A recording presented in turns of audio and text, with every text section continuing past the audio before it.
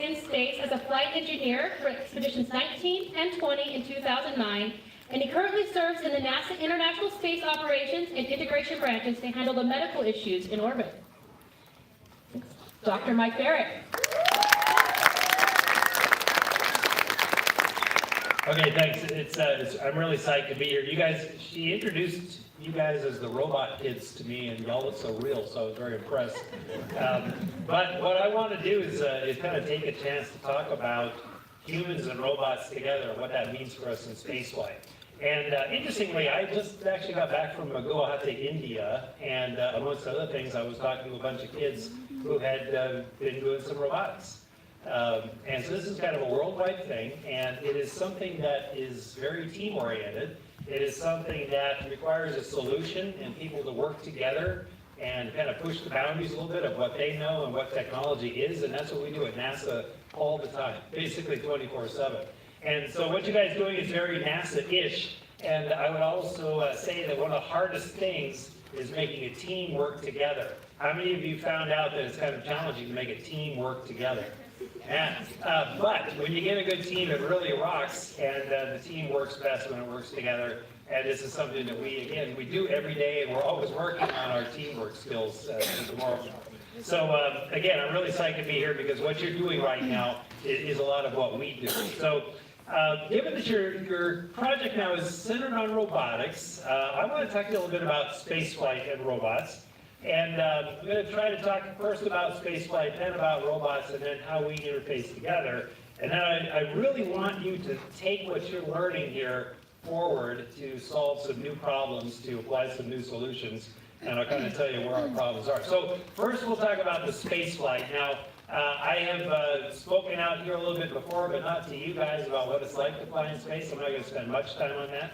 But this was the launch day of my first flight, 2009. I was launching on a Russian Soyuz rocket, and the gentleman in the middle is our commander, Gennady Pavlovsky, is Russian. The gentleman on the left, Charles Simonyi, actually bought his ticket. He was a space tourist, if you will. He paid about $40 million to buy that ticket to fly with me, and I was getting paid for it, so I thought that was pretty cool. But Charles is a really amazing guy, actually. He was one of the co-founders of Microsoft, and he invented the whole Microsoft Office suite. He's also a PhD computer scientist and a type-rated jet pilot and a real space nut. And he was on his second flight, which is really amazing. What a time this is where if somebody has the interest, and he actually did have to go train for several months to fly in Star City, Russia, and had the passion, he could do it. And those opportunities are going to be increasing quite a bit in number. And leaving the planet, there were ways to leave the planet. I'm going to show you both of them because I actually got to leave the planet on both of them. This is the Russian Soyuz, and it launches out of Kazakhstan, in one of the former Russian republics, and the city of Baikonur is close by. And as you can see, it just sits there until it builds up thrust. When the thrust equals the weight of the rocket, it lifts off. It's a very, very simple pad system. The same pad actually that launched Yuri Gagarin, the first man in space. It was a real honor to fly there. And it's a very gentle lift-off. You can't even tell you lift the pad until you see your clock start to count up and then the G-forces start to build. But otherwise, it's a very, very smooth rocket ride when everything works. We'll talk about that a little bit later. But it is still the most reliable human carrier in its orbit. Launched on a day that was just a perfect weather day, and launched way up in the twilight, and everybody could see us, I think, all the way up until main engine cutoff. Now, how long do you think it takes to get to space from the time you leave the pad to the time you're in orbit? Anybody guess? I can't see you, so somebody will have to yell. Yeah, an hour. 12 minutes. An hour, 2 minutes. 30 seconds. 30 seconds. 45 seconds. Okay, very good. So the good news is that the answer is at least between what I heard, between 30 seconds and an hour. 12 minutes is very close. It's about 8 minutes and 45 seconds, somewhere in there. And so think about that. We leave the pad, and then about 8 minutes, 45 seconds later, we're in space. We're in orbit. How fast are we going? Another question for you. 25,000. Fast. What's that? 25,000 miles an hour? Yeah. 25,000 miles an hour. Okay, once again, we're between the answers, so that's very good. We have to go about 17,500 miles an hour to sustain our orbit. If we go faster, our orbit gets higher, we leave orbit. If we go slower, we re-enter and burn up. We don't want to do that. So 17,500 miles an hour. And the reason I'm telling you both those numbers is, number one, I'm going to ask you about them at the end, so remember them. Number two, I want you to put the time and the number together, because that 8.5 minutes is how fast it takes us to go from 0 to 17,500 miles an hour and get ourselves into space. And this is what actually the Soyuz looked like, the last launch I saw, which was just this last July, actually. And one of my best, oh, here we go again. One of my best friends, Serena Anand, also a medical doctor, actually flew in space on their rocket. Now, I'm not sure why we're having technical difficulties, so if I have to stop here and unplug and replug, bear with me. Let's see. Probably a loose cable, never happens in space. I'm so kidding on that part, by the way. All right, hang on, I'm going to unplug and replug. And by the way, whatever rocket you fly, pretty much has to go about 17,500 miles an hour. So that's low Earth orbit. Just the way you get there. It's working. It's working now. Excellent. Well, we'll see. So the same was true with the space shuttle. And, well, it's not really working. Oh, it's There coming. it is. It's working. Oh, that's called that. Better. Wow, it's like a day in space when everything breaks. The Space Shuttle Discovery, which I launched on in 2011, one of the last space shuttle missions, the last voyage of Discovery actually, much bigger rocket. When that thing lifts off the pad, it's like somebody kicks you with a bomb and hurls you into the sky. And this is a view actually from one of the external tanks.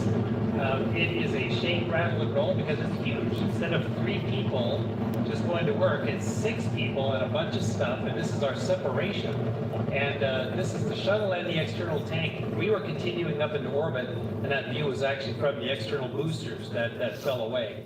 And so again, it's still about 8.5 minutes, 8 minutes, 40 seconds or so to get to orbit. And again, you're trying to hit a speed of 17,500 miles an hour, yeah, or roughly 5 miles a second. Another way to think about it, 8 kilometers a second or so. And that was to use in case the video didn't work, but it did work. I will say though, there was really nothing quite like watching these launches. Both the Soyuz and the shuttle, watching a launch is amazing. There will be more, not fewer opportunities coming up with all the new rockets that we're building. We'll talk about that a little bit as well. But my hope is that everybody at least gets to see a rocket launch. It's just one of the most amazing things we do, if not actually ride on one. And hopefully you won't have to make $40 million to do it. But if you do, that's okay too. I will fly with you. All right. Who knows what that is? ISS, right. Has anybody ever seen the ISS go over or fly over? Yeah, it's really amazing. It's a very, very bright object. It's the 3rd brightest object in the sky, Sun, Moon, and us. And next to that is Venus. And this is one of the best pictures of the ISS ever taken, because I took it, actually. And I took it from that shuttle, STS-133, when we had, let's see, I think we were about to dock. And it's an interesting picture because we, by coincidence, were there when there was a large cargo vehicle right in the middle. The white thing with the, looks like an X-wing, was the European cargo vehicle, big volume, and then at the end, what looks like an orange soda can is the Japanese cargo vehicle. So we had more volume than normal, and we also had 2 Russian Soyuzes and a Progress. When we docked with the shuttle, we became the largest pressurized stack in history, and that's a record that's going to hold for a long time. So that's what it looks like. It's an amazing thing, and let's see. I'll give you a little bit more. Yeah, okay, this is more like the Zillow listing of it. So, you know, what characterizes the International Station? We are at about 240 nautical miles in height, about 265 regular miles. We're at a 51.6 degree orbit. So that's where station is orbitally. But of course, we cover all of the Earth between 51.6 north and south latitude. We're weightless. Better said that we're in free fall. We have sea level pressure, the same as here, 14.7 pounds per square inch. about 80% nitrogen, 20% oxygen, so that our experiments and our people pretty much are the same except for zero gravity. And again, the volume of about 35 cubic feet, 35,000 cubic feet. Square feet mean nothing up there because there's no floor, right? So we're really looking at habitable volume. So when you're thinking about buying real estate in low Earth orbit, think volume. Otherwise, the views are great. There's waterfront every day. It's dynamic. It's different waterfront.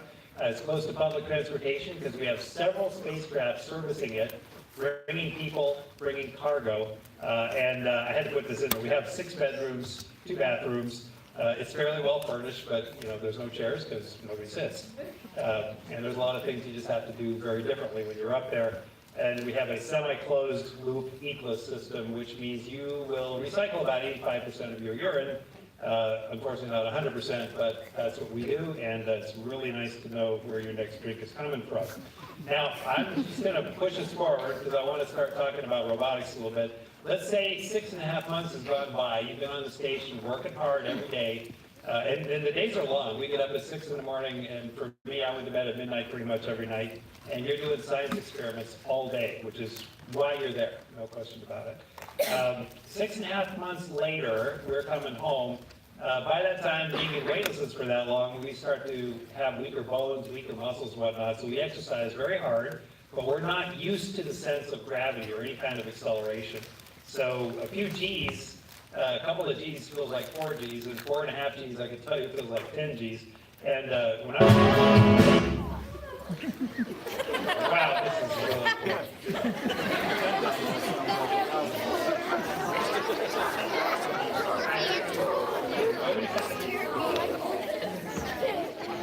Let's see. Kill that. Okay. This is what the Soyuz looks like when it's entering. Now, we don't have a chase plane up there, so this is artist rendition, but this is real. This is looking out my window.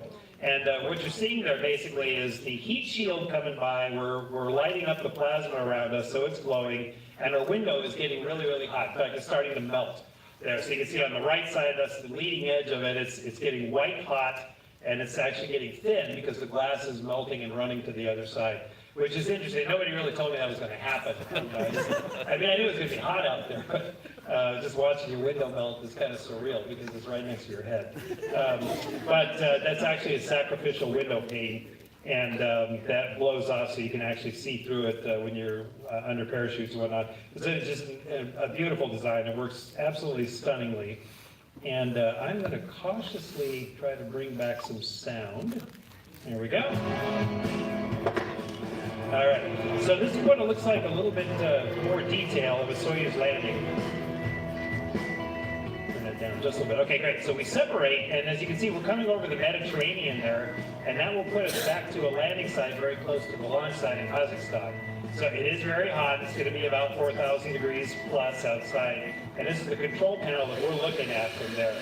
Now, the windows just got bright again because that outer window pane just blew off, and our pilot and drogue chutes are starting to come out. And I'll tell you, this video is not quite in sequence. So right now it's showing us under chutes, but now we're backing up again. We're under 4 Gs now before the chutes come out, and we're actually weighing 4 times what we normally weigh when that happens right there. That gives you a chance to really tighten your belts. Now we're forward again to the parachutes. We come down with a single parachute. Now we're back again, and you just saw everybody tilt up really quick. There's a little explosive charge under everybody's seat, and it bangs you up into a good position to handle this landing impact, which you can see, bang, right there. There's another view of it just coming down from the ground. You'll see a flash, boom. And so what's happening there, and that's what it looks like from the inside when you hit it, we've got soft landing engines that fire about a meter above the ground or so, and they call them soft landing engines. There is nothing soft about the landing. The launch is very tense that you pay for it at the end. And then you're down, and it's all of this stuff in a very small package that gets you down. You have to slow down from 17,500 miles an hour to 0 to get home. And that's one of the things I like to emphasize is that when people talk about outer space, we're not that far away. Remember how high I told you we were? 265 miles. Yeah, 265-ish miles. That's it. That's not very far. Now that's above the surface of the Earth. But we're going 17,500 miles an hour. We're going 5 miles a second. So what separates us from you guys when we're in space is really more of a speed barrier than a distance barrier. So it's not really outer space, it's more like outer speed in a way. So we have to go from 0 to 17,500. To get there, we have to go from 17,500 to 0 to get back, and both of those trips are just associated with a lot of energies and a lot of hazards that go with it. Now, this is what our landing looked like with the space shuttle. Very gentle. The launch is rough, but you get that back on the end. Sort of the opposite of the Soyuz. So we actually came down. We had a cloud cover to punch through, but it lands like a cargo airplane. The gear comes down literally 300 feet above the ground. You really only get one chance to send a command, and if you don't get it, they're blown down with pyro cartridges. But very low tolerances.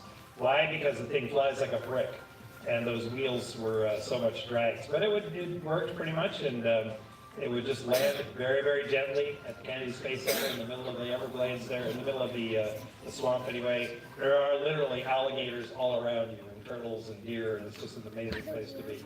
So kind of a sharp contrast between those two vehicles. All right, so that's the space part. Now a little bit about robots and our experience. Now, when people think about robots in space, there's a lot of images that come to mind, some real, some not. Humanoid, why should a robot look like a human? I'm not going to answer that. Well, okay, you know what, maybe I'll ask that at the end from you guys. But it definitely captures our imagination more, which we found out with one of the robots that we actually took into space. But in science fiction, most people are thinking about humanoid robots. We think about rovers a lot, robotic exploration of the solar system and hopefully beyond someday. And then the magnificent other, which can take many, many forms. This is actually a picture of BB-8, which we brought into the Jet Propulsion Laboratory, one of our NASA centers in California. So he's got his official JPL, you can't really read it, but that's the NASA badge that BB-8 is wearing there. So we're all psyched about it. For us, when we think about robots, we mostly think about manipulators, about robotic arms that help us do work that we otherwise couldn't do without them. So what you see here are two things. You see the long robotic arm of the space station on the right. It's 60 feet long. And then you see a kind of a mass of other little arms, the Dexter, as a multi-purpose dexterous manipulator that is actually attached to that long arm. And these look like just kind of dumb arms, but believe me, they are very smart. They have dual computer logic strings. They have motors. Every motor is monitored for forces, speeds, and whatnot. And they're just loaded and bristling with sensors that help us tell us how healthy the arm is. And again, because of these arms, we can do things we otherwise could not. Some of the cargo vehicles we have don't dock directly to station. They hover right next to the station, or they fly in formation with us, and we reach out with the arm and grab them, and then we dock them. So without the arm, we can't dock these vehicles. So that's how critical we are to robotics. So robots and people, or peoples. We actually delivered Robonaut. I don't know if any of you have ever seen pictures of Robonaut up there on the left. We call them R2, because this is Robonaut 2, actually. We delivered that in 2011 to the station. And Robonaut is a very humanoid-looking robot. And so, again, really captured the human imagination. And very much so a technology demonstrator. Every finger has several force sensors, and you can program it, and it'll know how much force to exert for any given task that it does. So it's really quite amazing in that. But we were hoping that it could really help us and do things. It's not quite that yet. It's very much a technology demonstrator, but a really amazing thing. And what's really kind of creepy is you can see that right now it's got no legs. Well, we flew up legs a couple years later. And with the legs from the bottom of the feet to the top of the head, it's like 8.5 feet tall. And nothing creeps you out more than seeing this thing on station, especially in the dark, looking at you. So anyway, that's Robonaut. Luke Skywalker's new hand. All right, so by coincidence, I told you I was in India and looking at some robotics there. 2 weeks ago, I was at a think tank for robotic surgery, and we had a bunch of people who were experts in robotics, space medicine, and AI, artificial intelligence, gathered together to try to figure out what the path towards robotic surgery would be for spaceflight. And a lot of it had to do with robots performing surgery on people. A lot of it had to do with robotic, either orthotics, artificial limbs, or exoskeletons, things that would magnify our force, magnify our ability to do things. And believe me, this is actually a very fast-moving field and something that could really help us. Now, I'm going to divert a little bit to some personal experiences with robots, and this is another bit I want to set with you guys since you're building robots. So I've done a lot of robotics. I'm a medical doctor by training, so I really had to learn a lot of robotics engineering after coming to NASA. But all of that experience I have is peppered by a few occasions where things didn't necessarily go so well. So this was the Nemo 6 mission I was on. I lived in an underwater habitat for Key Largo. And on the seafloor there was about 65 feet deep or so. And we were practicing certain techniques that we would do where there's lower gravity on the surface, like the Moon, 1/6 gravity, or Mars, 1/3 gravity, or even asteroids. And we were out there with an advanced suite of robotics. Well, the robots were supposed to go places where we couldn't go, but this little robot broke, it failed. So one of us had to put on scuba gear and go out and get it and bring it back. And actually, we asked them, could we please try to fix it? And they said, don't touch the robot. Because the owner of the robot was remote and, it was his baby. So we kind of posed for this picture and sent it to him to give him a little bit of a heart attack. And unfortunately, this went viral and became a mission photo. But point being, the robot that was supposed to go into harm's way to keep people away from harm's way failed, and people had to go out and get it. Fast forward, Expedition 19, this was in 2009, my friend Koichi Wakata, Japanese astronaut, actually one of the best astronauts ever, and an absolute crackerjack of robotics. He and I were testing a new motion algorithm of the big arm. And there were three of us on station, myself, Koichi-san, and Gennady Padalka. And we had just moved the arm, everything was going flawlessly, and we brought it to a stop. Everybody was happy, and we were looking at our displays, and all of a sudden, the arm started to move by itself. And there is nothing freakier than having a 60-foot arm outside your space station, close to your pressure shell, moving by itself. So we were literally pushing towards the emergency stop button when we heard from the ground, emergency stop. So we both agreed, but wow. This was an unanticipated behavior of a programmed arm that, and we were pushing the envelope, there's no question, this was a new control algorithm, but we didn't expect this at all. And the stakes are really high, because the worst thing you can do, well, the second to the worst thing you can do is break the arm. Why? Because it's really expensive and you get a bad reputation. The worst thing you can do is put a hole in your spaceship. That's a very expensive piece of hardware, and you want to be really careful with it. So these are things that we work very, very carefully and very rigidly to get right, and if they go wrong, we get very worried. Now, it only moved a few inches, to be real honest, and so this was not a big deal, but on our screen, we see the arm and not much more. We see the very tip of it, and it was moving a lot to us, so in reality, it was just a few inches. But that makes you think. Next flight, I was the chief robotics officer on the Space Shuttle Discovery for 133. And what you see here is my friend Steve Bowen, one of my classmates. He's out on the end of the arm, and I was driving the arm, and I was moving him from one part of the station to the other. And this was taken just before he had grabbed a 350-pound mass pump module and was holding onto it, and then the arm froze, just stopped. No idea why, no failure on station, no nothing, just stopped, everything shut down. And ground called and said, well, we don't know what's going on. We have a choice. You can boot up the other station, which is down in the lab, and you'll have no direct view. Or you can try to reboot this one. Your call. And that almost never happens to an astronaut. Usually the ground will tell you what to do because they have the best situation. And all of a sudden, my friend Steve Bowen is stuck out at the end of the arm with a 350-pound pump, and it's my decision.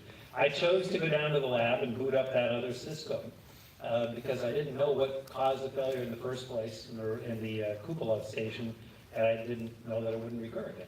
So that's what we did. Now, he was stuck out there for about 25 minutes and getting cold, but we did fine. Everything was recovered. That's why we have redundant strings, redundant workstations. So if one thing fails, you're still operational. That's called fail operational. And if two things fail, you're still safe. That's fail safe. So we had ways to get Steve off there, but only because we planned all those things out for unanticipated failures. So those are things that lead you to think about reliability and maintainability and quality assurance. So when you're making a robot, and the stakes are high, it's got to be right. It's really got to be reliable. Now, with the idea of reliability and maintainability, I have to mention my JPL friends, because these guys build rovers and robotic exploration craft that they're never going to see again. They'll never have a chance to repair these things because they're out in deep space. They say goodbye to them when the rocket launches, and everything they did had to be exactly perfect. And if you go this in the lower right there, that's in the floor, JPL, the center of the universe. And they got that bragging right because they're still controlling the Voyagers, which are, one of them is now out beyond the border of the solar system, and another one is almost there, the farthest and fastest objects that people have ever made. And the team I was working on another experiment were actually the ones that made the Curiosity rover and the Sky Crane. I mean, these guys are really amazing in their ability to forecast possible failures and plan for them. And they obviously were able to drop the Curiosity rover down successfully a long way away, and it worked beautifully. So I'm going to divert one more time to factors that make both people and robots sweat, because I, as a medical doctor, my specialty is space medicine. It's interesting that the things that worry me most about the human body also plague robots in space, pretty much to the same degree. So first of all is weightlessness. Now, weightlessness can work for you and it can work against you. You have to really learn how to make it work for you. You lose stuff all the time. Your body changes in ways, some are good, some are not so good. But weightlessness can be a lot of fun. When you get a really long arm with a big load on it, like here you see the 60-foot arm actually has got a 22,000-pound module on it. Every little motion you make at the base of that arm is magnified into wobbly motion with that great big mass on it out there. And something you can't really, you can model the best you can, but until you really get up there, that behavior can really scare you and fool you and get your attention. Now the other thing is the arm never has to lift its own weight because it's weightless, right? So the motors aren't really that strong. Nothing weighs anything, including that 22,000-pound mass bit of material. But it all has a lot of, the mass is still there, the inertia is still there. So that's how we plan around it. So interestingly, this arm, if you put it on the ground, could not lift its own weight. It couldn't even come out of its cradle, not at all. But in space it worked. It works beautififully. What you're seeing here is, I'm actually at the top of a Russian manual robotic arm. I'm doing a spacewalk, and you see my boot down there to the lower right, and I'm actually straddling the end of this arm. And I was kind of thinking about how zero gravity affects bending motions, because every time Gennady was moving the arm, it was going like this. I mean, I literally felt like a hunk of bait on the end of a fishing rod. And it was kind of scary in a way. And I remember thinking that, I'm tethered to this arm and everything will be fine, but I don't want to be a satellite either, so I wanted to be sure that the arm held together. But it's amazing the motion that a mechanical system shows you in zero gravity. Radiation. Space is a very harsh radiation environment. What that means is charged particles, protons, electrons, alpha particles, coming from the sun, coming from galactic cosmic radiation. It's very hard on human DNA. And certain other cells. It's also very hard on electronics, especially high-density electronics. So we actually have what we call event upsets, single event upsets in a lot of our controlling electronics very frequently. Our cameras don't last very long. They get pixelated from radiation hits, and any computer-controlled system is vulnerable to that. Extremes of heat and cold. If you go outside the station and you're in full sunlight, you might get up to 100 degrees centigrade. Pretty quick, almost, good to boiling basically. And you can get to minus 100 degrees centigrade also if you go into shadow. So think about a robotic system that's going to go through those temperature fluxes. Metals are going to expand and contract like crazy unless you shield them, unless you account for it, and make sure that your electronics will work. Orbital debris, we worry about that all the time up there, but certainly if you're in low Earth orbit, same things that we worry about hitting station, could hit a rover, could hit any kind of a robotic system as well, and cause some damage. Interestingly, this is the only graph I'll show you, but we've been polluting low Earth orbit with debris for a long time, but there's some notable sharp up spikes there. So if you see in 2007, that's when our Chinese friends blew up one of their own satellites just to show that they could do it. God bless them, they did it. but they also shower in low Earth orbit with debris. And that's something that the station actually has to contend with all the time. We periodically have to move the station away from these debris fields so that we don't get hit, at least the pieces that are possible for us to see. And then you see another sharp up spike there, not quite as big, but in 2008, where it was an absolute random collision between an active Iridium satellite, communication satellite, and a derelict Russian satellite that had been decommissioned basically. Just by chance, they hit and fragmented and caused a lot more debris. So welcome to our environment. That's a problem. Communication latency. Now, we have a movement that's very supportive of telerobotic surgery, in particular telerobotics and spaceflight, but there is a problem. The speed of light basically applies to your radio transmissions as well. So 186,000 miles a second seems pretty fast, but unfortunately our distances are just that big. So the moon is 240,000 miles away. It's 3 seconds round trip for a radio signal back and forth. And if you're talking about Mars, the closest Mars gets about 35 million miles away. The furthest it gets about 220 million miles away. So that could be 8+ minutes one way, or at the furthest it means 22 minutes one way to get a radio signal there. Right? So you are not doing anything real time. There's no real time guidance of a person. And my friend Bob Thursky is actually practicing real time guidance of surgery. He's on a surgical mannequin. But you can see the screen at the lower right there is somebody who's in Canada, and the guy is guiding him through a gallbladder surgery. It was a brilliant thing, but it won't work in space beyond the moon. And so communication latency implies certain things. You're on your own, whether you're a person or a robot. It implies autonomy, which implies artificial intelligence and basic idea of making decisions based on what you might encounter. And same thing, breakdown when you're a long way from home. If a person has a medical problem, you don't have a hospital and a suite of doctors there. If a robotic system has a mechanical problem, we're short of mechanics and technicians, so that's kind of where we are. I love everybody loved The Martian, but you had both. You had medical problems and you had mechanical problems, rovers and systems and everything, and boy, that's spaceflight. That's the kind of thing we see all the time. So it tells you that your people have to be hardened and you have to have ways to fix them for the most likely things that could happen medically. And the same is absolutely true with the robotic system. So I'm going to end it just by saying that spaceflight robotics is really not just about robots. It's about people and robots. Remember that we make the robots, not the other way around. We make them to help us, to multiply our force, to expand our presence, to do things for us. And it's always a synergistic relationship. So hopefully some of you guys have seen WALL-E, one of the best movies ever. Good, in my humble opinion. And it's a tool for us, and it provides real-world solutions, or I should say real space solutions, for many of the problems we have. Now, I'm going to end here in that, I mentioned I was in India. One of the more impressive things was what these guys were doing with their robotic solutions. So India is a very agricultural country. About 68% of the people still are subsistence farmers or in farming communities, which was amazing to me. Now, the two young ladies on the left, I don't know, when I put the camera on them, they went stoic, but believe me, they were hilarious. Very, very bright, very good English, but they were absolutely hilarious. But they had invented this robot called the entertainment chicken, and I thought, what's about that? As it turns out, the chicken farms, the chickens would by nature group together and not move around much, and that would cause disease and unhealthy chickens because they weren't exercising.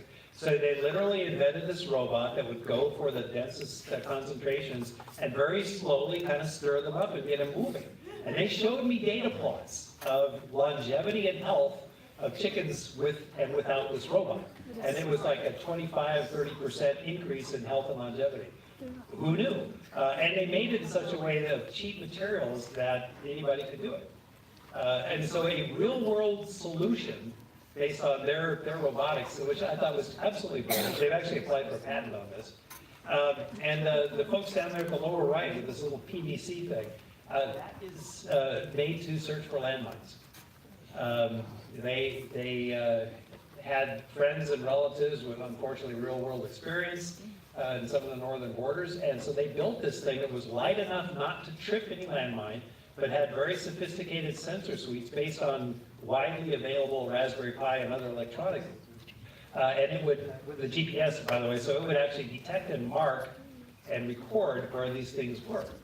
I mean, and so they're absolutely brilliant applications of fairly simple robotic technology, and they did it in such a way that was cheap enough that it could be widespread and widely used. So what it says is that the stuff that you're learning, even the level of robotics you guys are learning, has real-world applications, which can be really amazing. So I will stop there, and if you have questions, actually, wait. How fast do you have to go to be in orbit? 70,500 miles an hour. How long does it take to get there, ish? 8,000.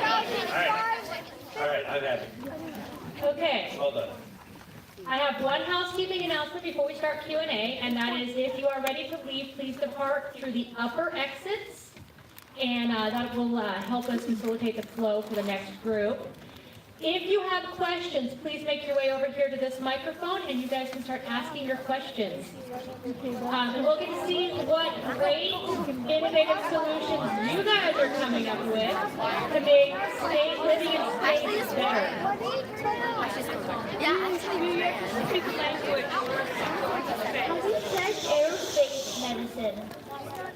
How do you test aerospace medicine? How do you test aerospace medicine in space? So aerospace medicine is both aviation, so like jet fighters and spaceships. And we do as much on the ground as we can, but mostly space medicine is practiced in space. So you find out how the human body changes and figure out the best way to help the human body based on those changes. And if you go to the NASA Human Research Program website, you'll find out all about the human body in space. I could talk for like hours on it, but I won't. Total super genius. Okay. What effects of radiation did you experience and how did you eliminate most of them? Okay, what effects of radiation did I experience? Well, everybody soaks up radiation, and so we worry about the potential risk of cancer long term, the years down the road. You don't even feel it. You're soaking it up and you don't want it. But on a personal level, you can actually see flashes on your retina. And it's kind of weird, but when you are going to sleep and you're dark adapted, you'll see bright yellow flashes and orange flashes because single particles are hitting single retinal neurons. And it just kind of reminds you where you are. It's kind of weird, but that's the personal experience of it. How are you able to grow plants? Because we've actually researched that. So what are some major difficulties that you face with growing plants in space? Not a lot of dirt. So growing plants is actually something that we're very interested in because we'd like to be able to grow extra food. It's all hydroponic, because I'm not kidding, we don't have a lot of dirt. So it's all systems that nourish roots by basically flowing nutrients, flowing water past them. And we have to provide artificial light. Now we have sunlight out there. You know, we got abundant solar light, but it would absolutely cook the plants if we just let it directly on it. So we have to use artificial lights. That means power. And as interesting as plants are, we don't have the real estate to grow enough plants to be meaningful yet. But we can grow plants that give you macro molecules for vitamins and nutrients and whatnot. But another big question. What's the challenge? What are the challenges of docking? Challenges of docking? So you're both going 17,500 miles an hour, and orbital mechanics kicks in, so you can't just point at something and go straight to it.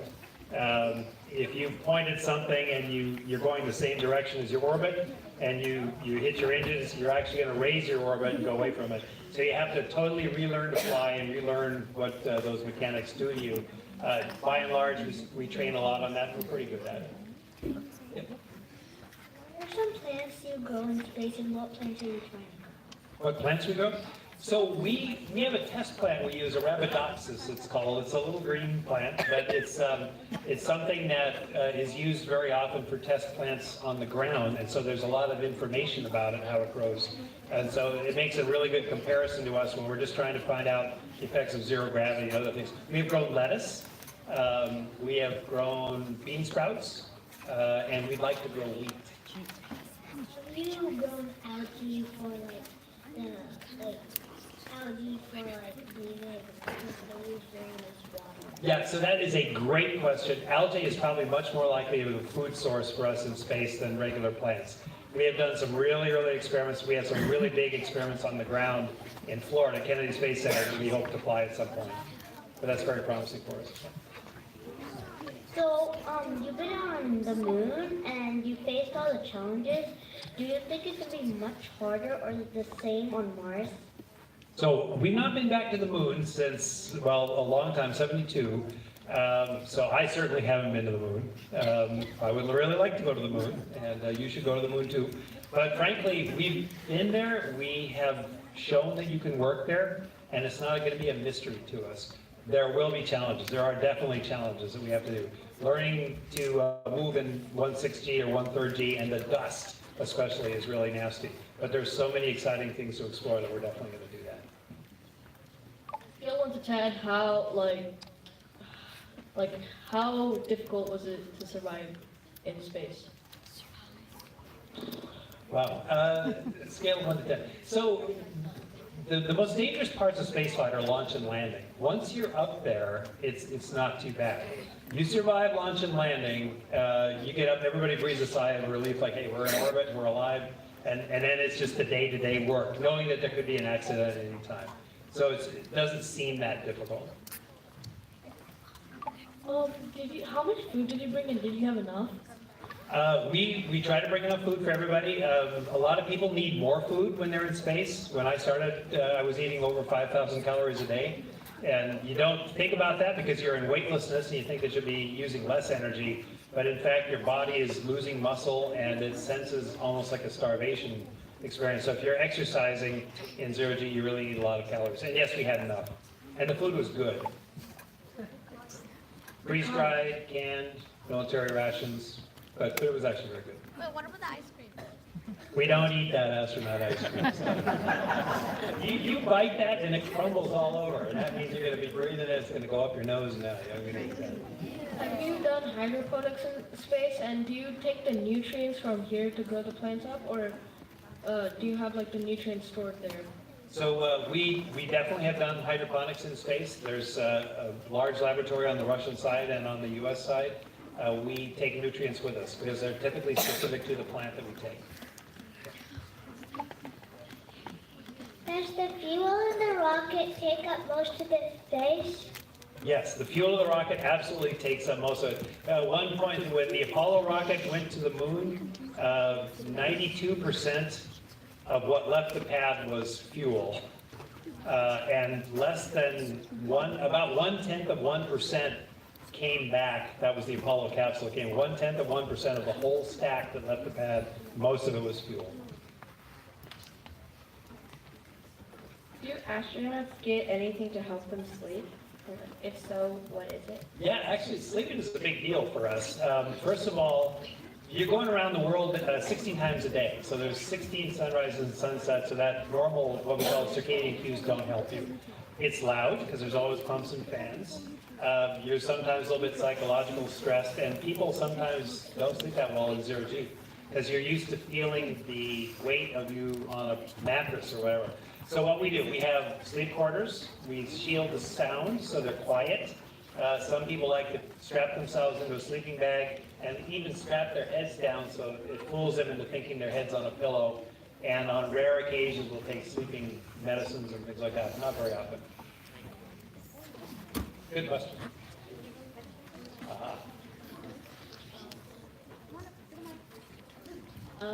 Do astronauts get sleep training to prepare for sleeping in outer space? You know, there's no way to prepare. The sensation of weightlessness, you cannot mimic it at all. So there's nothing really you can do. One thing we do, though, and I didn't mention, is we tune the lights. So in the morning, we have variable frequency and intensity lights on the station. So we'll turn up high intensity blue to make it like morning. And as the day goes on, the intensity and the frequency go down. And so by the end of the day, we're shifted a lot more to the red. And that helps us. It helps our bodies, it fools our bodies into thinking it's evening time. But otherwise, there's not a lot you can do. Right? Thank you. You're welcome. By the way, I slept very well up there. So. How do you pressurize oxygen when spaceships dock? How do we pressurize oxygen? Well, one thing I'll tell you, just as a point of info, our atmosphere is air, which is 20% oxygen, 90% or 80% nitrogen. So when we pressurize a vehicle that comes to us, we're pressurizing with air mix. We don't want pure oxygen because that's a fire risk for us. But typically, if a ship docks, they have their own atmosphere, even if it's a cargo ship, there's no people on it. So we don't have to pressurize them. We dock and then we pressurize just a little tiny volume in the middle, and then we don't have to use up too much air. Thank you. You're welcome. When you come from space, is it hard to cope with from low gravity to high gravity? Yeah, it's very hard. It takes a while. It's difficult to get used to zero gravity in the first place at the beginning of the mission, and it's much harder when you come down and you're used to floating, and all of a sudden everything feels heavy. Just moving your arm like this, your arm is strong, but you just haven't had the sensation of gravity pulling it down. And I remember feeling like a refrigerator magnet, like every part of me was stuck somehow. I couldn't figure out why, and it's just gravity pulling it down. And learning to walk again is a little dicey. Thanks. You're welcome. What does NASA do with the people that die in space? So far, we haven't had to deal with that yet, so I cannot tell you. And I hope I don't get to tell you for a long, long time. But we have thought about it, of course. Do you grow weight when you're in outer space for a long time? Do we grow weight? Okay, that's a really good question. Normally, people lose weight. And by weight, I mean mass. That had been the rule for a long time until actually my first mission, we did a couple things. We first of all made a very good exercise capability so everybody could lift. Everybody could do resistive exercise and cardio, and then we increased the dietary intake a lot. And now people don't lose so much weight. I mean, maybe 1 or 2 pounds or maybe 5 pounds. I actually gained a little bit of weight in space, and that's revolutionized how well people do when they land. So it all depends. If you give people enough food and you make them exercise, they're going to gain, and they can even gain muscle mass. Good question. How old were you when you wanted to go to space, and when did you get into NASA? Okay, that's a good question too. Wow. Most of my office mates will say that they were 5 years old. They wanted to be astronauts since they were little kids, or your age or whatever. I was 35 when I decided. So that's a message more for the adults, to be honest. It is never too late to make a big career change. And frankly, it was working with our Russian counterparts in long duration flight that made me want to apply to be an astronaut in the first place. When I was your age, I wanted to be a marine biologist, only that. When I decided to go into medicine, I met this cute girl who was going to medical school, and I followed her. That is not a joke, by the way. I was 37 years ago, by the way, and we're still married, so she's awesome. How do you drink water? So you cannot pour any liquid of any kind. So water has to be in a bag with a straw. We have a couple of dispensers that we can use. Sometimes we shoot the water directly into our mouths, or we will fill these bags with the dispensers and we'll just keep it in the bag with a straw. It's kind of fun to squirt at your friends. Did you get any disease when you were up in space? Yeah, that's an amazing question because normally, no. We quarantine everybody before they fly to make sure they don't have any infectious disease. And we quarantine everything and everybody who's close to crew who are about to fly. And mostly that system works really well, except on my flight. There was a breach in the quarantine and somebody had a cold, and they got close to a crew member who brought a cold virus up to us, and a bunch of us got colds in space on Expedition 20. And I can just tell you, it really sucks to be congested in zero gravity, because there's nothing that drains it. Your head it's like it's filling up from the inside and wants to explode. So that was the last time, by the way. That was 2000, so 9 years ago. And it had been tens of years before that. So that was a good question. What do you think is the biggest challenge that you face in space? For humans to fly in space, really the biggest challenge is radiation, because there's so much of it, and it's just everywhere. And it's something we don't have a really good way to shield around. So working on flying faster, working on better material shielding, and getting to a surface and burrowing underground, those are the things that we probably have to do. But that's our biggest challenge. How long did it take for you to feel normal on Earth? How long did it take me to what? Feel normal on Earth? To feel normal on Earth? I will say about 6 weeks till I felt totally normal. Every system in your body readapts at a different rate, but the sense of balance and neurosensory system takes the longest. And when you think you're normal, and then somebody turns out the lights and you move your head, and it's like, holy geez, am I in space again? And some people will literally wake up when it's dark, and they have to go to the bathroom or something like that, and they will try to float out of bed. Because without a visual cue, they have what we call a G-state flashback, and it takes a few weeks for that to go away. It's quite amusing, actually. So did the scientists predict about space debris in the early stages? I don't know. I was very young in the early stages, but I mean, I showed you that graph, and it started with the very first space launches, and it went up. I don't think anybody anticipated that there would be so many launches and so much stuff up there. Right now, we've got most of the countries of the world who launch getting together and putting some plans together to try to reduce the amount of garbage up there, and some new methods to try to clean it up, basically. But I don't think anybody anticipated that. So, What do you mean? so do you have any top best ideas or solutions that would help you guys to clean the debris? Well, you may know there's an experiment up there now. We just launched out a station, which is a big mesh net, basically. And it would be able to pick up some of the things, I forget the mesh size, but something larger than probably an inch or so. So that's one thing, but that's a drop in the bucket to what we really need. You'll probably need much larger nets or even electromagnetic nets to pull this stuff out. There's a few other ideas. There's a lot of people working on that stuff. So, boy, if you got an interest in that, go for it. Yeah. So for the ISS, to avoid space debris, how does it avoid them? Does it have like protective layers, or does it use fuel to move out of their way? So to avoid, we use ground radars mostly.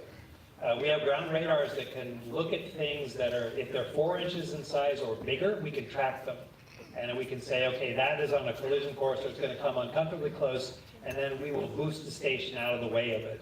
If it's between 1 inch and 4 inch, we can see it, but we cannot track it necessarily. So it helps us figure out more of the risk than the avoidance maneuvers. The problem is that a 1 inch piece of metal traveling at 17,500 miles an hour, or plus or minus, it could be going twice that if it's coming right at you. That could really put a hole in your day. So then we do have those layers. We have micrometeoroid and debris shields. If you hit the outer shield, it will actually fall off and fragment and hit another couple of layers. So we have that on the leading edge. Is it foolproof? No, not by a long shot. It is our biggest risk for being in low Earth orbit. And also, is it true that there's this hole in the ISS because of a tiny speck of paint? There's been only one hole in the ISS, and it was fairly recently, and it was definitely not a speck of paint. So yeah, I'll leave it there for now. Do you have to speak a different language to be in space? Да, конечно. Это двухязычные станции. Все можем по-русски говорить. Everybody on station has to be bilingual, English and Russian. It is a dual language station, and it's bad enough if you're American or Russian, but if you're Japanese, you still have to speak English and Russian. And that's a good thing, I mean, because, about half the station is Russian assets and Russian Flight Control Center. When I did my spacewalks, they were in a Russian flight suit, and I was speaking to the Russian Flight Control Center in Russian all the time. And what's your biggest fear in space? Screwing up.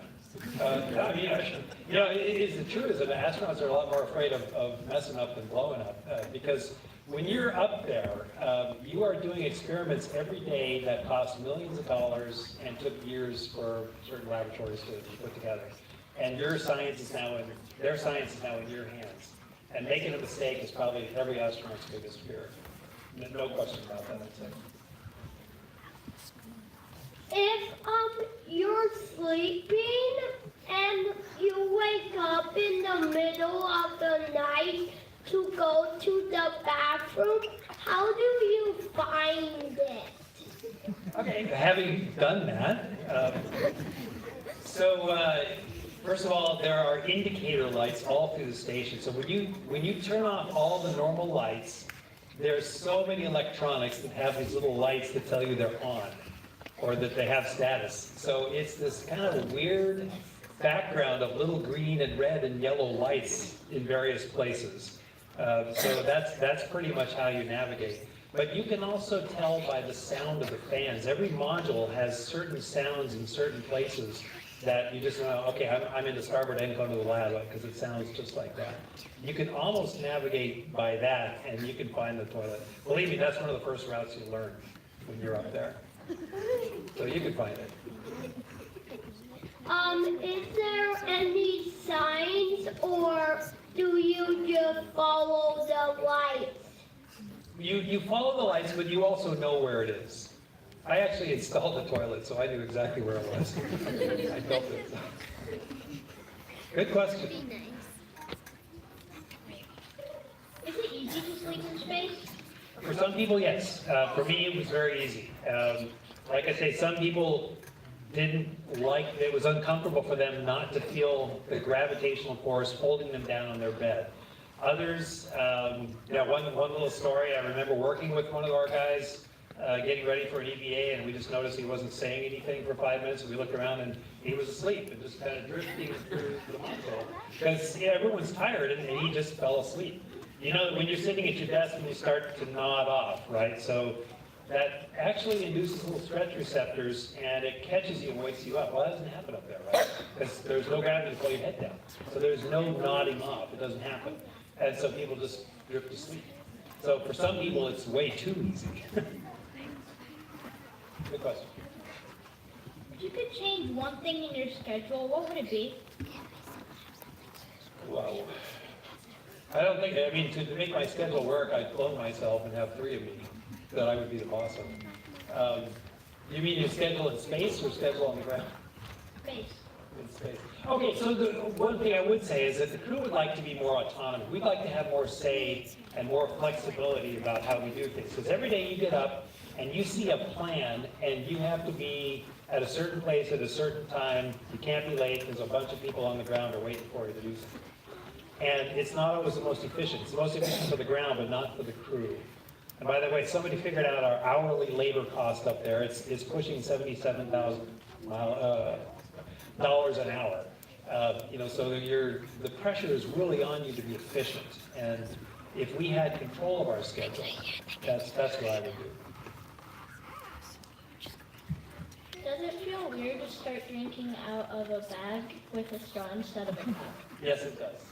It does. I mean, you just think, okay, it's just like drinking Sunny Delight on the ground. It's not, for a lot of reasons. If you could turn it upside down, just open the valve, and it's still nothing's going to happen to it. But if you even gently squeeze it, it shoots like crazy. It doesn't, whether it's water or red fruit punch or orange juice, which is going to leave a big blotch if you let it free. So you got to be real careful. You really have to learn, and you have to force yourself to close the valve on the straw whenever you're done drinking. So you have to get used to it. Thank you. What kind of physical training do you have to do in preparation to go up to space? So interestingly, the training you do in preparation is kind of geared towards 2 things. Number one is the training you do on board. You actually have to train on the ground to train on board because the exercise techniques are so unique, and if you mess them up, you can really hurt yourself up there. Biomechanics, the body mechanics of resistive exercise are so different, and the loads are so high that we train pretty heavily just learning how to use the zero gravity exercise machines. But the other thing is the most physically demanding thing we do in space is spacewalking. It's very intensive of upper body and hip and spine. So we do a lot of exercises to strengthen upper body. Do you think that something sticky could potentially work as a thing that would reel in space debris? Possibly. Perhaps. And here's where my reservation is. If something is getting space debris, that means it's outside. So it's in vacuum. It's in full sunlight sometimes, except when it's on the other side of the world, and then it's in shadow. So it's going to go from really high temperature to really low temperature. and back and forth, cycling back and forth as it goes around the world. And it's also subjected to something we call monatomic oxygen, which is an oxygen species that hangs out in low Earth orbit that really degrades materials. So the answer is yes, if you find the right sticky stuff that can work effectively in that environment. And good luck with that. That's a materials question, but yeah. How do you entertain yourself in space? Mostly I watch my crewmates. You are never bored up there. It's impossible to be bored, number one. Number two, you will never get enough window time, as we call it. When you're looking at the Earth, your home planet from space, it's overwhelming. It's unbelievable. And at the end of my day 199, all I wanted to do was look out the window. So it's just one of those things that the world is amazing. It's beautiful. It's dynamic. Anytime anybody had any free time, we'd grab a camera and go to the window. So just hanging around with my shipmates around the galley table for dinner was awesome. Some people watch movies, read books. I didn't do any of that. It was just way too much to do. And I mean, the idea of having to entertain myself. We watched exactly one movie during my 6.5-month flight because that's all we had time for. It's just so magical where you are. What happens when your toilet breaks? Well, so one of the times I was up there, both of our toilets broke, which really sucked. And now we had a Soyuz spacecraft there, which had a very small potty on it. We were using that, and you just have to fix it as fast as you can. So guess what? We carry spare parts. We figure out what's the most likely thing to fail, and we carry spare parts to fix it. And you just stop everything and fix it. So, yeah. Did you ever have to deal with deadly no-see-ums? Deal with what? Deadly no-see-ums. Deadly no-see-ums, not to my knowledge. No, we didn't. So when I think of no-see-ums, I think of insects that bite you. I mean like, fungi, bacteria. Oh, well, yeah, I mean, you're breathing that all the time up there because it's, nothing settles out. We actually do microbial monitoring of our habitable modules all the time. So once a week, we will actually sample the air for microbes. We'll sample surfaces. We'll go to the places that are touched the most by humans or by food preparation. And we also test our drinking water. And if it gets too high, then we'll actually, if the microbial count gets too high, we'll actually disinfect the water a little bit more. So yeah, we look at that, but we try to catch it way before we get affected by it. So that is an excellent question because we're in a closed environment. What are some solutions for radiation that you use? Avoid it. And frankly, I mean, there's nothing you can do. You can't turn it off. So when we think about deep space crews going from Earth to Mars, the way to avoid it is to shorten that trip. And we used to spend a lot of time trying to figure out how we would harden the body or how we would fly more shielding. But the answer is speed. The answer is propulsion engines that will get you there in a few weeks instead of 6 months. So believe me, the biggest answer for radiation is flying fast. And once you get there, burrowing underground. So those are the big answers. Do you know anybody who suffered under the effects of radiation, like a friend or someone? Well, so in our world, we get a lot of radiation, but not enough to cause, say, what acute syndromes or acute sickness. There have been nuclear accidents where people have gotten that. That is not. What we worry about more is the long-term risk of cancer. So I can definitively say, no, I don't know, at least in our world, of people who have had to suffer from radiation problems. Thank you. Little super genius, you've been here before. Why does fire go on without no oxygen? What's that? How do you go on without it? Why does fire in the rocket? How does fire keep on going without oxygen? Well, how does fire keep on going without oxygen? Like people, it doesn't. Because when you see a rocket engine going, that means fuel and oxygen are coming together to burn, with some exceptions. But when you see a chemical rocket taking somebody out of orbit or away from the Earth up into orbit, that means oxygen and fuel are coming together somehow. The oxygen could be in the form of pure oxygen, or it could be in a chemical like nitrogen tetroxide. But it's always oxygen and fuel burning because that gives you really huge thrust.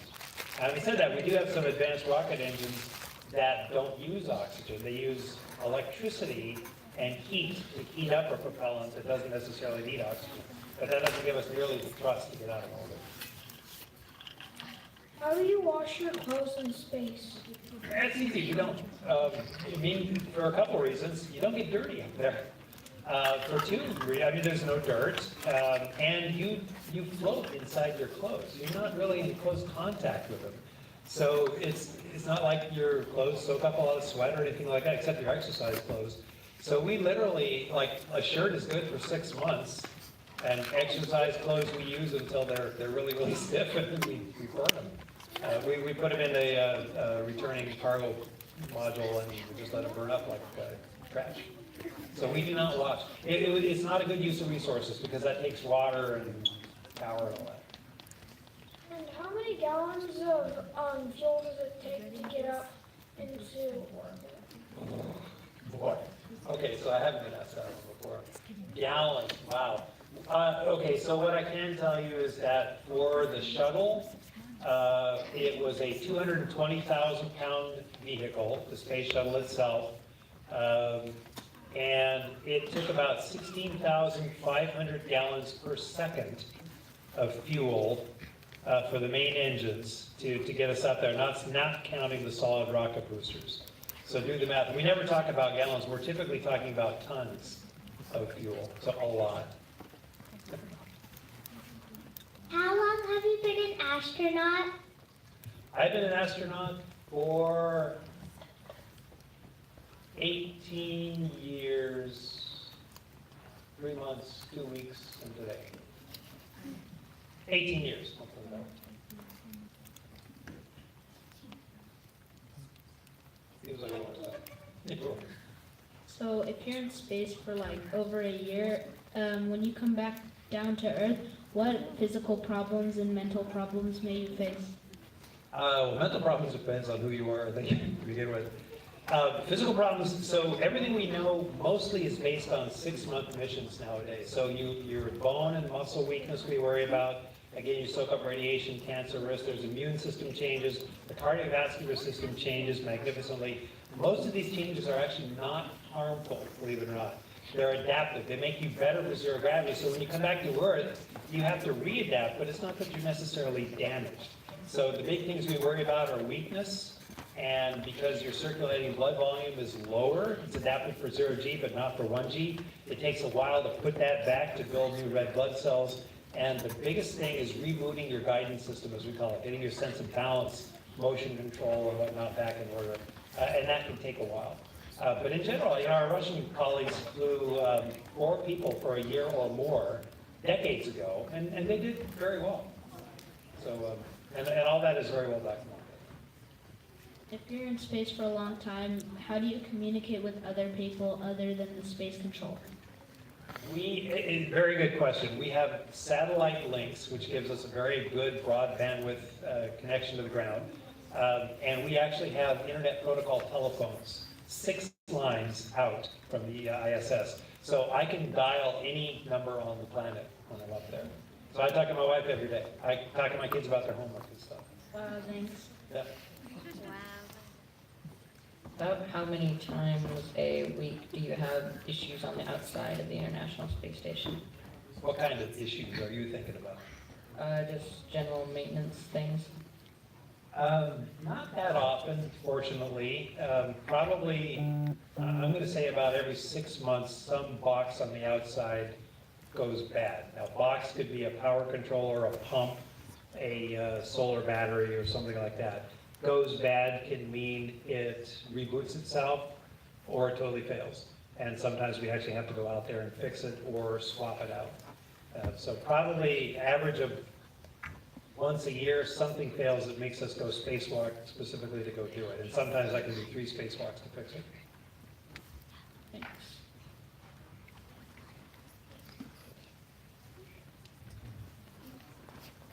How sad is it when you left your parents?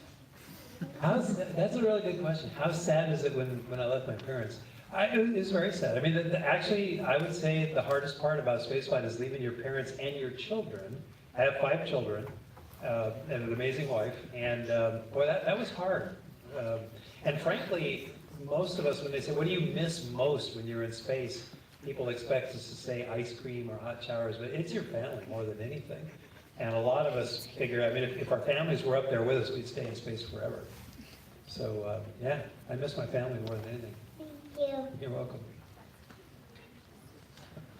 What is the physical toll on your body in space, and what is the difference in your height and weight? Okay, so at zero gravity, again, we talked about losing muscle, losing bone, losing circulating blood volume, red blood cells. Your body changes shape, so let's talk about that a little bit.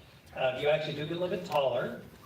For me, I grew about 1.2 inches, and I'm not a spring chicken. The really young people could grow 2 inches or more in standing height. So that's one thing. Your chest actually gets a little bit bigger, more in the forward to backward distance. Your waist gets smaller, and you assume this new body posture, this zero gravity body posture. And typically, again, people would tend to lose weight until recently when our food system was upgraded. So that body shape and posture works for you up there. That doesn't work very well for you down here. And I can tell you that you'll get back to your pre-launch height within a few hours of coming home, so you don't get to keep it. But you do have to accommodate it. I can tell you that I barely fit in my spacesuit because I was too tall. And there's some people that we've actually had to really change things so they could fit their suits and their seats, the couches, the reentry couches. So your body does change shape. Is there any diet you can have or medicine you can take to reduce the effects of radiation? Wow, there is a lot written on that very question. We worry about radiation causing what we call oxidative damage, because amongst other things, it can hit a DNA molecule and damage it directly, or it can hit other chemical species and cause what we call the formation of oxygen-free radicals. So there's certain foods, certain vitamins and supplements that are free radical scavengers, antioxidants. And it is hoped and proposed that certain diets and certain medications high in those things can protect you against radiation. The data are not very good yet, but we're still looking for compounds. That's a good question. Thank you. How do you deal with religion in space? The same way you deal with on the ground. People take their faiths with them. And a lot of times those faiths are challenged or overwhelmed by what you see, there's no question. But, we've had bits of everybody up there. We've had Christians, Muslims, Hindus, you name it. And everyone gets along really well up there, quite frankly. And, we talk frankly about everything up there. There are some folks who will actually watch a church service once a week, or they'll have a pastor talk to them sometimes directly. We had the Patriarch of the Orthodox Church talk to us on Russian Orthodox Easter. So whatever you take with you, you exercise up there. Thank you. How do you take showers in space? That's another easy one you don't. Think about a shower. What is it? It's water falling on you, right? Well, nothing falls. Water gets on you in the shower and it runs off, and well, that wouldn't happen anyway. So the Russians tried to build a shower, the Americans tried to build showers on space stations. In both cases, they failed miserably, so we don't do it anymore. You just do sponge baths up there, and you can get by with 8 ounces of water a day to clean yourself, and it works just fine. Showers are great on Earth, but nowhere else. Is human genetic modification going to be a thing to help prevent radiation? Is human genetic modification going to help radiation? I hope not, because first of all, we don't understand all the effects of radiation on the human body. In fact, we have a very poor understanding of it, to be quite honest about it. So if you started modifying, you may cause some problems you don't understand. And we're a long way from that complete understanding of what we would modify. Secondly, we don't want to open a space frontier to a highly selected, modified group of people. We're trying to open the space frontier to humanity. So the non-genetically modified but technologically protected humanity. So probably not. I also heard from the same source that Australia was fake, so not surprising. I'm not saying that people aren't talking about it. It has not been that long since a NASA person asked me to think about it. What was the worst cause to you or the ISS when you were on the ISS twice? Or the worst thing happening to you? Oh, the worst thing happened. Fortunately, I mean, we actually didn't have that many bad things happen. We came close, certainly a couple times. One thing is we had, we plussed up to 6 crew during my watch, and we had a device that scrubbed the carbon dioxide out of the air for us, and it failed, talking about reliability of systems. And we were within probably 48 hours of half demanning the station, meaning we would have had to send 3 of our crew members home because we couldn't scrub the carbon dioxide out of the air. This was never designed to be fixed on orbit, but we fixed it fortunately, and we were able to keep going. But that was kind of a close call for us. One more question. How big of a problem is mold when you're growing plants in space? It's a really good question. It is a big problem, and to get around it, we have to really control the humidity. It's mostly about humidity control where you're trying to grow your plants. And if you do that, you can cover the mold pretty well. But we have found places where we lost humidity control and didn't know it. Like behind one of our hygiene stations, we pulled it back once because it smelled funny, and there was this big black blotch. It looked like it was going to reach out and jump into it, but it was just mold that grew there because the humidity just coalesced or condensed there, and it was a great place to grow mold. So you really have to watch the humidity. Okay, last one in here, and then we're gonna have to give our astronaut a break before the 7 o'clock. Can I have your signature? Oh. I tell you what, your call, but if we break, I can do that real quick. Okay. All right. Okay, so everyone, thank you for coming tonight. Thank you. Thank you, Dr. Barratt.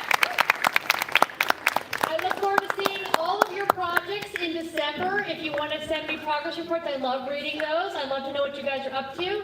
Please exit through the top stairs so we can bring in all of the crowd for 7 o'clock. Thank you.